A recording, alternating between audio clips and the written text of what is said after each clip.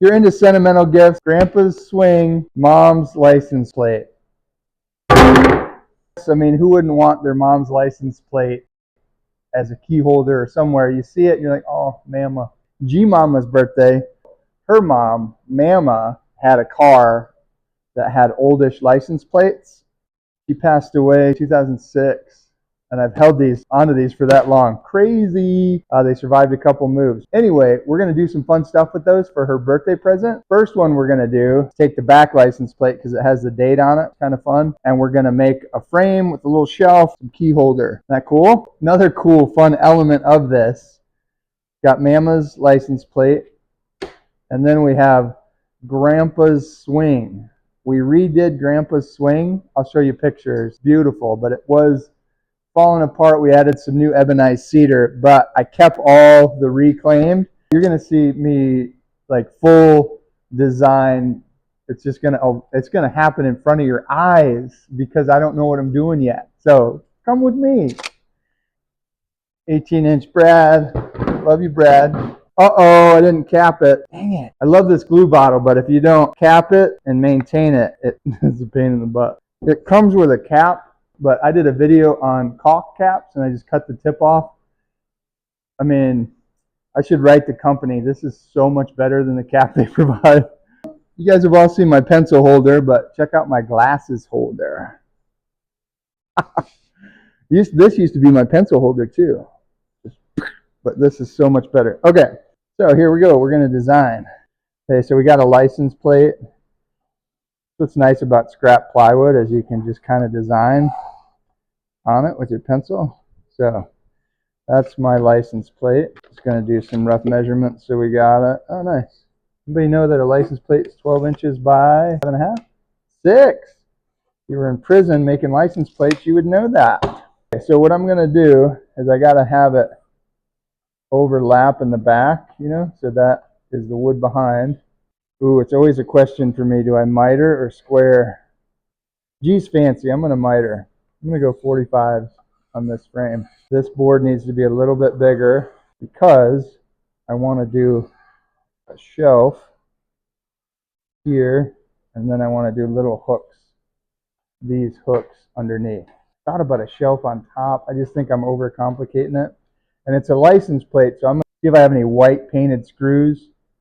I'll screw through and then shave off the back. So Grandpa's wood is 3.5. Yeah, that's perfect. If that's the case, then about 16 maybe. We're going to make a frame, and it's going to be, we'll go 18. No. I mean, you're seeing like design 101 here. I am totally just dry fitting this. I'm making sure these holes will hit the wood. It's not too big. You know, you don't want it to be obnoxious. You got about 2.5 inches down the side there. That's about how long we want it. And then we're going to go about 10 inches. Cool. 2 18s and 2 10s. Probably going to need 3 18s. And you always have issues, things to think through. Like the swing was at one point purple, and that was Mama's doing. So why not show some of this Mama? Because she owned it after Grandpa had it.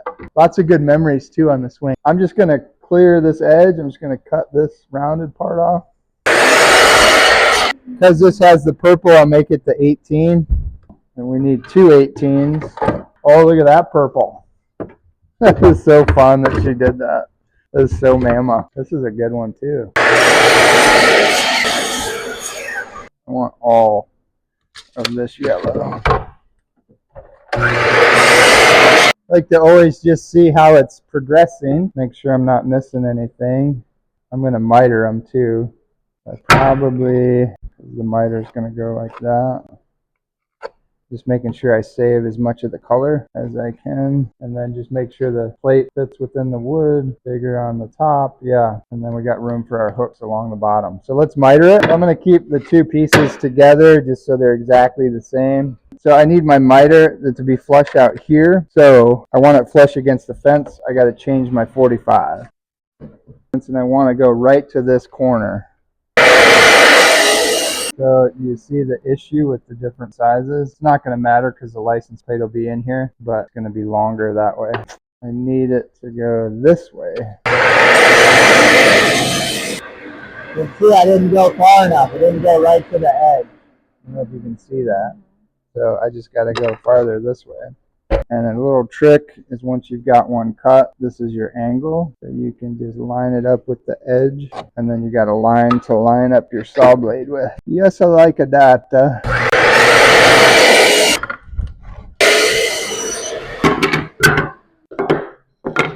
Pretty good. And then we can sneak that up as high as we need to. And these screws will help hold this together as well. That looks pretty cool. And then I want to add a shelf. I need an 18-inch, and I've got this thinner one. It's all broken. Nail. That would have killed my blade. One thing with reclaimed, working with reclaimed wood, you got to look for nails. I mean, $50 blade will be dull in a second. A lot of guys have metal detectors, little lumber detectors. They'll run over reclaimed wood just to make sure. 100-year-old nail stuck in here. Rustic. Ah, got it. I'm going to run this through.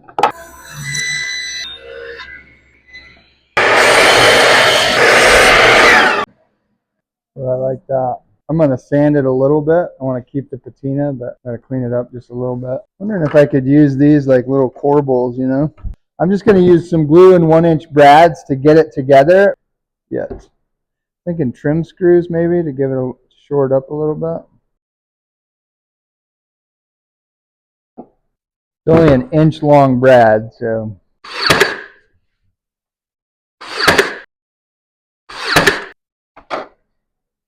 That'll help hold it. I'm going to use 220 just because I don't want to take off any of the patina, but I want to clean it up a little bit. So hopefully I'm just knocking off dirt. Some paint, but mostly dirt.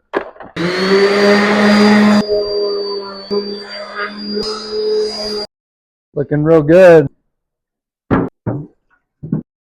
This won't affect the finish, and it'll clean off any of the leftover dirt. You just don't want dirt. I mean, the patina looks amazing. You just clean up the dirt. Could go all white too, but I like the color. Mama. And my idea here is if I go 1 3/4 and just above it, I'll hit the shelf.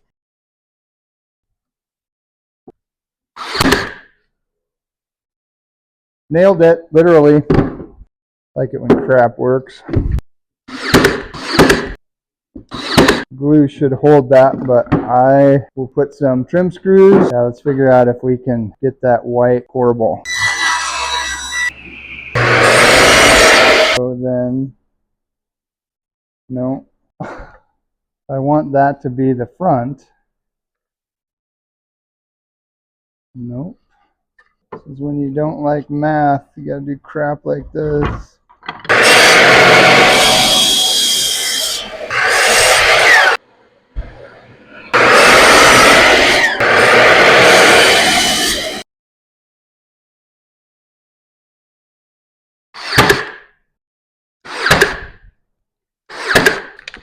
Dries pretty quick. I'm just going to do a light poly just to lock in any leftover dirt or anything on here. And it's an heirloom piece, you know, so I want it to last forever. Why not seal it? Nice. Now we can add the hooks. I don't know if I should do 3 hooks, 6 hooks, 4 hooks. 4. I'm going to start 1.5 inches in. I'm going to do 1.5. If you don't have a drill bit, most likely have a screw. You just start a screw hole and your cup hook will sink right in.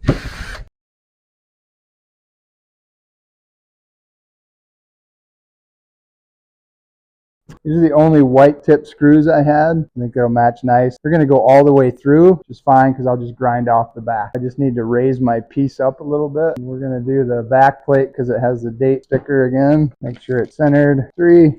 Yeah, I have a Phillips on here. Nice. Drywall screws, but they go pretty easy through cedar.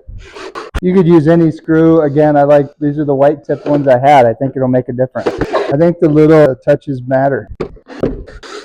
Looks good. You put any kind of French cleat on the back you wanted. I'm going to leave it the way it is and tell G I'll screw it right into the stud for her. I'm going to go ahead and grind off these so they're not stuck in the wall.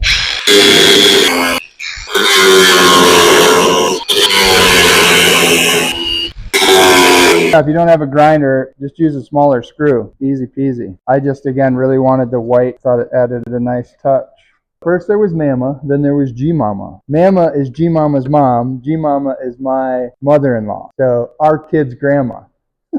Our kid's G-Mama's mom, Mama. Harriet.